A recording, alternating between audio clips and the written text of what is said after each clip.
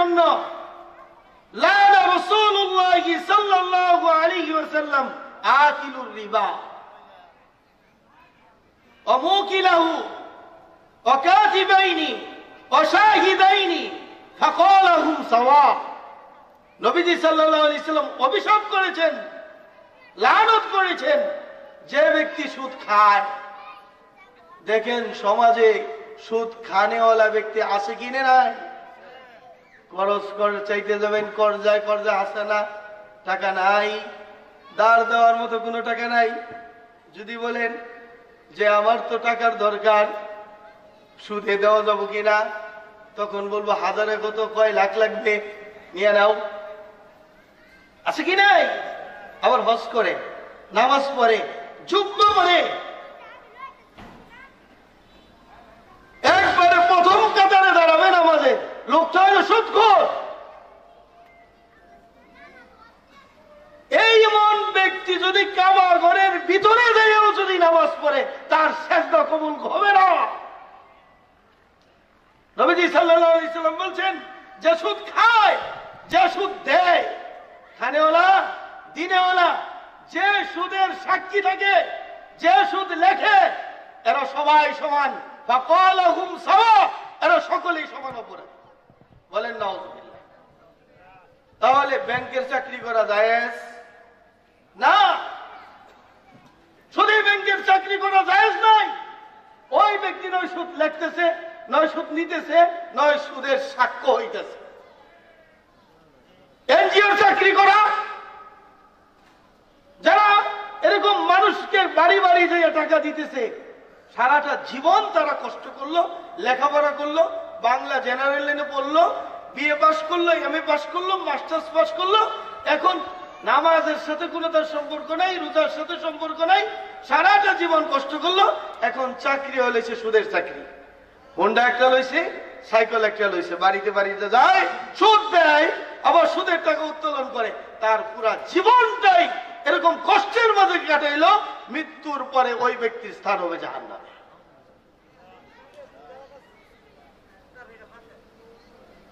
আল্লাহ সুবহানাহু ওয়া তাআলা বলছেন, ইয়ামহাকুল্লাহুর রিবা ওয়া ইউরবিস সাদাকাত। আল্লাহ তাআলা সুদকে নিশ্চিহ্ন করে দেন এবং দান সদকাকে বাড়াইয়া দেন। আল্লাহ সুবহানাহু ওয়া তাআলা কোন গুনার ব্যাপারে যুদ্ধ ঘোষণা করেননি। আল্লাহ তাআলা কোন গুনার ব্যাপারে যুদ্ধ ঘোষণা করেননি। যে ব্যক্তি রোজা রাখবেন না, তার ব্যাপারে আল্লাহ তাআলা যুদ্ধ ঘোষণা করেনি। যে ব্যক্তি নামাজ পড়ে না, তার ব্যাপারেও আল্লাহ তাআলা যুদ্ধ ঘোষণা করেনি। যে ব্যক্তি মিথ্যা কথা বলে, তার ব্যাপারেও আল্লাহ তাআলা যুদ্ধ ঘোষণা করেনি। কিন্তু আল্লাহ তাআলা যে ব্যক্তি সুদ খায়, আল্লাহর বাণী পয়গাম তার নিকট পৌঁছার পরও সে সুদ থেকে বিরত থাকে না, তার ব্যাপারে আল্লাহ তাআলা যুদ্ধ ঘোষণা করেছেন। হালাল খাবার খেতেছি কিনা? এবার আসেন, আল্লাহ তাআলা সুদকে হারাম করেছেন। আহাল্লাল্লাহুল বাই'a ওয়া হাররামার রিবা। আল্লাহ সুবহানাহু ওয়া তাআলা ব্যবসাকে হালাল করেছেন এবং সুদকে হারাম করেছেন। এখন মানুষ আমাদের সমাজে যারা আছে, অনেকে সুদ খায় কি খায় না? খায়। সুদ দেয় কি দেয় না? দেয়। নবীজি সাল্লাল্লাহু আলাইহি ওয়াসাল্লাম অভিশাপ করেছেন 4 ব্যক্তির উপর। বলেন নাউযুবিল্লাহ। আল্লাহ তাআলা বলতেছেন, ফাইন লাম তাফআলু ফাআযানু বিহারবিম মিনাল্লাহি ওয়া রাসূলিহি। যারা সুদের টাকা আমার বাড়ি পৌঁছার পরেও সুদ হারাম জেনে থাকার পরেও সুদের টাকা তোমরা পুনরায় গ্রহণ করো, সুদের বকেয়া টাকা তোমরা আল্লাহ এবং আল্লাহর রাসূলের সাথে যুদ্ধ করার জন্য প্রস্তুত হয়ে দাও। বলেন নাউযুবিল্লাহ। তাহলে সুদের গুনাহ হলো 70টা বড় গুনাহ হয় সুদের। বলেন কয়টা বড় গুনাহ? 70টা বড় গুনাহ।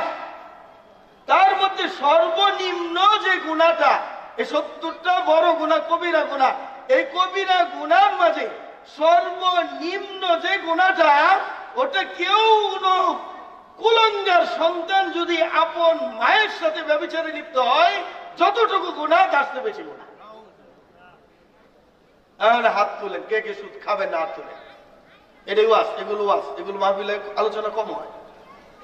সুদ খাবো না, সুদ দিবও না, সুদ খাবো না, সুদ দিবও না, ঠিক আছে তো ইনশাআল্লাহ। ঘুষ, এটা সুদের ভাই, ঘুষও খাওয়া যাবে না, সুদ খাওয়া যাবে না, ঘুষ খাওয়া যাবে না, সরকারি কোনো সম্পদ লুণ্ঠন করা যাবে না। মেম্বার হয়েছি, চেয়ারম্যান হয়েছি, নেতা হয়েছি, অনেক টাকা পয়সা আসবে, জনগণের হক, জনগণের টাকা, গরিব দুঃখীর টাকা, এই টাকাগুলো মেরে দেওয়া যাবে না। গম চুরি করা যাবে না, চাউল চুরি করা যাবে না, এগুলো চুরি করা যাবে না, এগুলো আত্মসাৎ করা যাবে না, এগুলো হইল হারাম উপার্জন। কোন মামলা মোকদ্দমা, এলাকার ভিতরে যে দরবার গুলো হয়, সালিসি গুলো হয়, এই সালিসি গুলোর থেকে কোনো টাকা খাওয়া যাবে না। যে তুই আমার টাকা দে, আমি তোর পক্ষে কথা বলি, আছে কি নাই? আরে কথা কন না কেন? এই টাকাগুলো কি জায়েজ না হারাম? এটা কি খাওয়া হালাল না হারাম? হ্যাঁ, নবীজি সাল্লাল্লাহু আলাইহি ওয়াসাল্লাম বলছেন, এই যে বাচ্চারা হাদিস বলছে, আল কাবাইরু ইশরাকু বিল্লাহ, আল কাবাইরু ইশরাকু বিল্লাহ, উকুকুল ওয়ালিদাইন, কতলুন নাফস ওয়া শাহাদাতুজ যুর।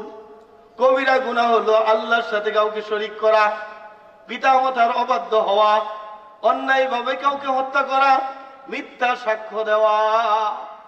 টাকা 50,000 পাইছে, মিথ্যা সাক্ষী দিয়ে দিচ্ছে। টাকা 1 লাখ পাইছে, পকেটে গুনছে। যে ব্যক্তি জানে এই ব্যক্তিটা সৎ, এই ব্যক্তি পাপক প্রাপ্ত, এই লোকটা সঠিক, তারপরেও তার বিরুদ্ধে রায় দেয়া দেয়। এগুলো, এই অর্থগুলো হালাল না হারাম? কথা কন না কেন? কলমের খুচা দিয়া 500 টাকার বালিশকে 5,000 টাকা পরিণত করা হালাল না হারাম? তাহলে এগুলো হারাম থেকে আমাদের বাঁচতে হবে, এটা 1 নম্বর কথা। নবীজি সাল্লাল্লাহু আলাইহি ওয়াসাল্লাম বলছেন, খুব সুন্দর করে শুনেন, লা ইয়াদখুলুল জান্নাতা জাসাদুন গুযিয়া বিল হারাম। যেই ব্যক্তি হারাম খেয়ে তার শরীরটাকে মোটা তাজা করলো, তার শরীরের রক্ত এবং মাংসগুলো হারামের দ্বারা গঠিত হইল, এই বডিটা, এই দেহটা জান্নাতে যাবে না। বলেন নাউজুবিল্লাহ। লা ইয়াদখুলুল জান্নাতা জাসাদুন গুযিয়া বিল হারাম। হারাম বক্ষণকারীর শরীর বেহেশতে প্রবেশ করবে না। এজন্য ভাই ও দুস্থ বুজুর্গ, আমাদের এখান থেকে প্রতিজ্ঞাবদ্ধ হয়ে উঠব যে ইনশাআল্লাহ আজ থেকে কোনো হারাম খাবো না, সুদ দিবও না, সুদ নিবও না, কোনো হারাম কোনো খাবার আমরা গ্রহণ করব না। নিয়ত করতে পারি তো ইনশাআল্লাহ?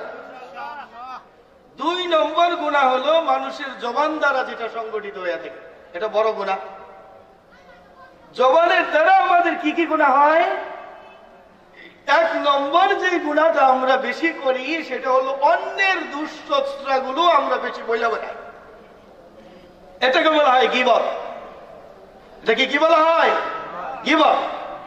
আল্লাহ সুবহানাহু ওয়া তাআলা পবিত্র কালামে পাকে বলছেন, ওয়ালা ইয়াগতাব বাদুকুম বাদা।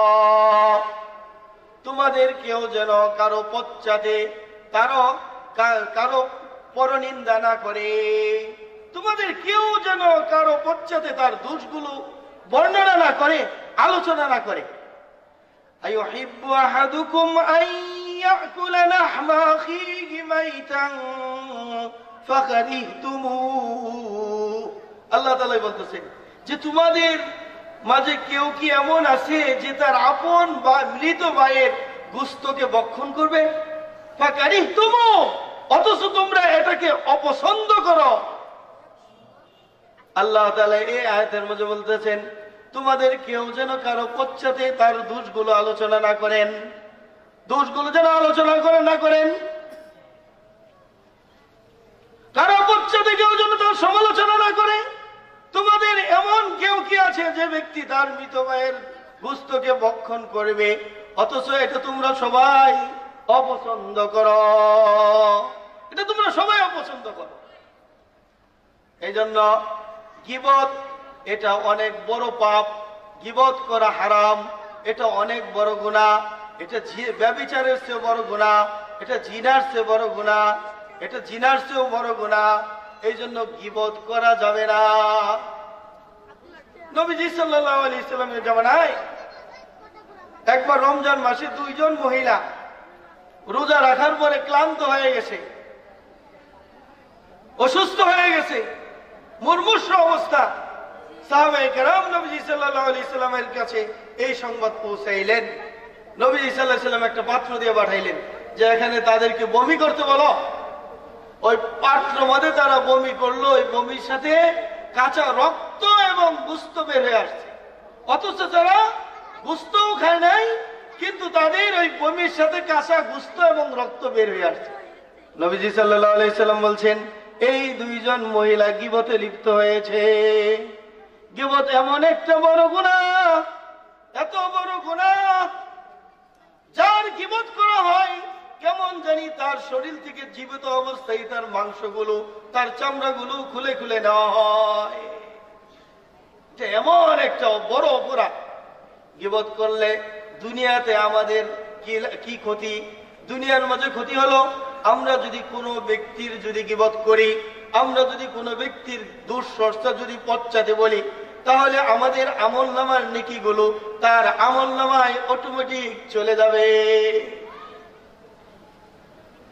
ইমাম আজম রহমাতুল্লাহ আলাইহি, আবু হানিফা রহমাতুল্লাহি আলাইহির এক ব্যক্তি ছিল, খালি তার সমালোচনা করত।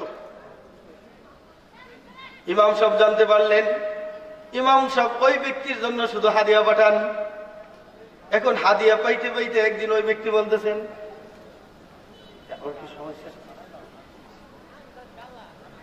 তাহলে তো আলোচনা শেষ হইত না। আচ্ছা, তো ইমাম সাহেব হাদিয়া পাঠান। দেখুন ওই ব্যক্তি বলতেছে, আমি তার সমালোচনা করি আর আমার জন্য হাদিয়া পাঠায় না, আজকের থেকে আর ইমাম সাহেবের কোনো সমালোচনা করবো না, সমালোচনা করা বাদ দিচ্ছে। ইমাম সাহেব জানতে পারলেন এই ব্যক্তি তার এখন আর সমালোচনা করেন না, তিনিও হাদিয়া পাঠানো বাদ দিয়ে দিলেন। ওই লোক যখন হাদিয়া পায় না, তখন তার ভিতরে খটকা লাগলো, কিরে এতদিন হাদিয়া আসতো এখন আসে না, বন্ধ হয়ে গেল, কারণ কি? ইমাম সাহেবের নিকট আসলেন, বললেন, হুজুর আগে আপনার সমালোচনা করতাম, আপনি আমার জন্য হাদিয়া পাঠাইতেন, আর এখন আপনার সমালোচনা বন্ধ করেছি, হাদিয়াও দেওয়া আপনি বাদ দিয়ে দিয়েছেন, কারণটা কি? ইমাম সাহেব বললেন, আগে তুমি আমাকে দিয়েছ, আমিও তোমাকে দিয়েছি। ওই লোকটা বলল, বুঝতে পারলাম না। তখন বললেন, তুমি যখন আমার সমালোচনা করতে, তোমার নেকিগুলো আল্লাহ তাআলা আমার আমলনামায় দিয়ে দিত, যার ফলশ্রুতিতে আমি তোমার জন্য হাদিয়া পাঠাইতাম। এই জন্য গীবত করব চাষটলে বৈশা, হ্যাঁ, দোকান বারে বৈশা, বাড়িতে যাইয়া, কোথাও আমরা গীবত করব না। আমার শায়েখ আল্লামা নূর হোসেন কাসিমি রহমতুল্লাহ আলাইহি বলতেন, যেই মজলিসে গীবত হয় তোমরা বন্ধ করার চেষ্টা করবে, যদি বন্ধ করতে না পারো নিজে সেখান থেকে উঠে চলে আসবে। গীবত করাও কবিরা গুনাহ, গীবত শোনাও কবিরা গুনাহ। বলেন, গীবত করাও কবিরা গুনাহ, গীবত শোনাও কবিরা গুনাহ। আপনি যে মনে মনে শুনতেছেন, একজনে বলতেছে আপনারও গুনাহ হচ্ছে, সমান অপরাধী, সমান অপরাধী। এই জন্য এই গুনাহ থেকে আমরা বেঁচে থাকবো না ইনশাআল্লাহ। হারাম খাবো না, কারো গীবত করব না, কারো দুশ্চর্চা করব না, মিথ্যা বলবো না, মিথ্যা বলা সকল পাপের মা। আল কিযবু উম্মুল ফুজুর, মিথ্যা সকল পাপের মা, মিথ্যা বলবো না। ঠিক আছে তো ইনশাআল্লাহ? আল্লাহ তাআলা আমরা যতটুকু আলোচনা শুনলাম, আমাকে সহ আপনাদের সবাইকে আমল করার জন্য তৌফিক দান করুন। ওয়া আখিরু দাওয়ানা।